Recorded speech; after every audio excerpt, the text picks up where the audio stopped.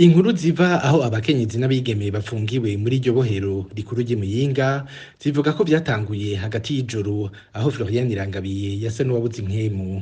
Izo nkuru nyene zivuga ko atari ubwa mbere uwo mumenyeshamakuru agira ico kibazo, ariko zikemeza ko ivy'uno musi vyari biteye ubwoba kurusha ibindi bihe kugeza aho batinya ko budaca kuri we. Ivyo vyabandanije bimeze uko kugeza mu bucagucagu aho Florian yasa n'uko umengo agarukanye utuguvu duke ariko adashobora kuva mu buriri.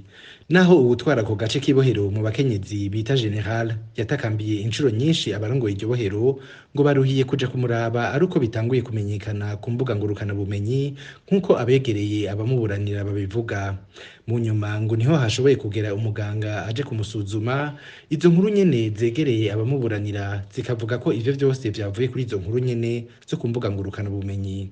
Ariko baba abamuburanira yaba umuryango wiwe bari bamaze amezi basaba ko yokurwa muri iryo bohero ry'i Muyinga kugira aje Bujumbura aho ashobora kuronka abaganga b'abahinga bashobora kumuvura.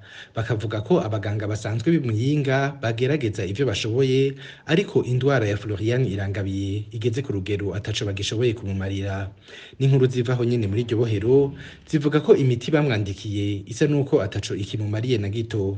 Abamuburanira bakavuga ko abarongoye igihugu ku rwego rwo hejuru bonyene aribo bashobora kugira ico bakoze kugira uwo mumenyeshamakuru arokoke.